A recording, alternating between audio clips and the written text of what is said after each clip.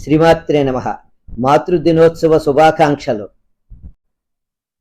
మహాత్మా గాంధీ గారు, మా అమ్మ పరమసాధ్వి, ఆమెకు దైవచింతన అధికం, ప్రతిరోజు పూజ చేయకుండా భోజనం ముట్టేది కాదు, ఆమె ప్రార్థన పవిత్రతలే మా కుటుంబానికి రక్ష అని నేనెప్పుడూ నమ్ముతాను. నేను ఇంగ్లాండ్ వెళ్ళి చదువుకుంటానని నా మనస్సులో మాటను చెప్పగానే అమ్మ చింతలో పడిపోయింది. నన్ను విడిచి తను ఉండలేదు. నా ఎడబాటు ఆమె సహించలేదు. పవిత్రంగా ఉండడమే అత్యున్నతమైన విజయమని నమ్మే మా అమ్మ విదేశాల్లో చదువులంటే ముందు సంశయించింది.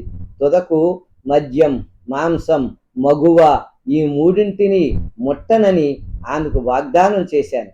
ఆ ప్రమాణాన్ని దృఢవ్రతంగా పెట్టుకుని ఇంగ్లాండ్ చేరుకున్నాను. అయితే ఆ మాటను నిలబెట్టుకోవడం ఎంత కష్టమో ఆ దేశం చేరాక తెలిసింది. అయినా అమ్మపై నాకున్న గౌరవం, ప్రేమే ఆమెకిచ్చిన మాటకు కట్టుబడి ఉండే దృఢత్వాన్ని ఇచ్చాయి. ఎన్నో దుష్ట సమూహాల మధ్య ఉన్నప్పుడు కూడా ఆ ప్రమాణాలే గుర్తొచ్చేవి.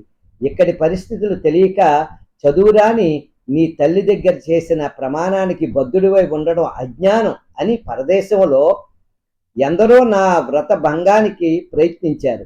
కానీ అమ్మ, ఆమె ప్రేమ, ఆమెకిచ్చిన మాట నన్ను వ్రతభంగం కానివ్వకుండా కాపాడాయి. అలాగే స్వామి వివేకానందుడు, నేను ఈ ప్రపంచంలో అమితంగా ప్రేమించిన వ్యక్తి ఎవరైనా ఉన్నారంటే అది మా అమ్మే. ఆమె జీవితమంతా త్యాగాలు, బాధలు, కష్టాలతోనే గడిపింది. అందరూ కొడుకుల్ని తమ కోసం కంటే మా అమ్మ నన్ను ఈ లోకం కోసం కన్నదేమో అనిపిస్తుంది. నేను ఈ ఉన్నతమైన జీవితాన్ని స్వీకరించడానికి స్ఫూర్తి మా అమ్మే. నాకు తెలుసు, నేను జన్మించడానికి ముందు నా తల్లి ఎన్ని ఉపవాసాలు చేసిందో, ఎన్ని ప్రార్థనలు చేసిందో, ఎన్ని మొక్కులు మొక్కిందో, నా కోసం వందలాది క్రతువులు చేసింది నన్ను ఈ లోకంలోకి తీసుకురావడానికి. ఆమె ఒక యోగినిగా మారింది. అలా అమ్మ పూజల ఫలంగా నేను ఈ లోకానికి పరిచయం అయ్యాను. చివరకు ఆధ్యాత్మిక సాధనలు కూడా నేను మా అమ్మ నుంచే నేర్చుకున్నాను. అప్పుడు మేము చిన్నపిల్లలం. తరువాత కొద్దిగా పెద్ద అయ్యాక తమ్ముళ్ళు, చెల్లెళ్ళతో కలిసి అందరము అమ్మ దగ్గరికి వెళ్ళేవాళ్ళం. ఒక చిన్న కప్పులో నీరు తీసుకుని అమ్మ ముందు పెట్టేవాళ్ళం. ఆమె తన కాలి బొటనవేలుని అందులో ముంచి మాకు అందించేది. అప్పుడు మేము ఆ నీటిని తాగేవాళ్ళం.